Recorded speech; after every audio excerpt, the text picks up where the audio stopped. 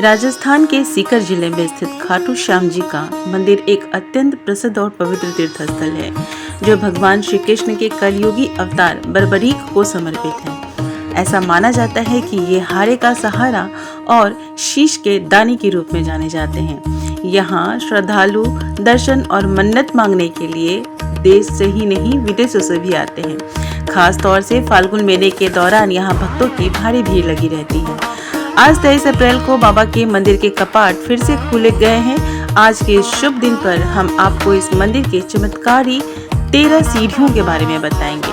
आखिर क्या है इन 13 सीढ़ियों की मान्यताएं? दरअसल सन 1087 ईस्वी में जब मंदिर का निर्माण हुआ था, तब मुख्य द्वार से गर्भगृह तक पहुंचने के लिए 13 सीढ़ियों को चढ़ना पड़ता था। ये एकमात्र मार्ग था जिसे खाटू श्याम बाबा के दर्शन करने के लिए भक्त पैदल नंगे पांव चढ़कर ऊपर जाया करते थे। समय के साथ जब भीड़ बढ़ी तो श्री श्याम मंदिर की कमेटी ने जिला प्रशासन की सहायता से 14 नई लाइनों की व्यवस्था की, लेकिन आज भी 4 लाइनें वही पुरानी मार्ग हैं, जिनसे भक्त 13 सीढ़ियों को चढ़कर बाबा के दर्शन करते हैं। इन सीढ़ियों पर चढ़ते समय श्रद्धालु अपनी आस्था दिखाते हुए नंगे पैर जाते हैं और बाबा की जय जयकार करते चलते हैं। क्या है इन 13 सीढ़ियों की विशेषता?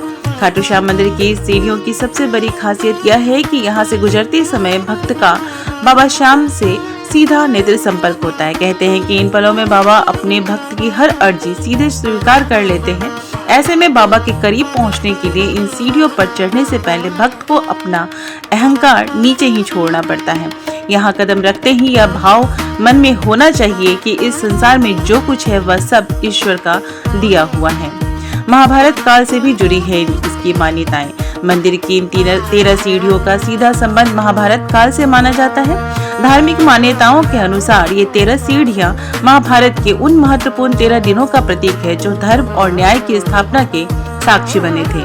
क्या है सच्चाई? भक्तों का मानना है कि 13 सीढ़ियों को चढ़कर दर्शन करने मात्र से बाबा से सीधा संपर्क होता है, जिससे वे दुख दर्द सब हर लेते हैं।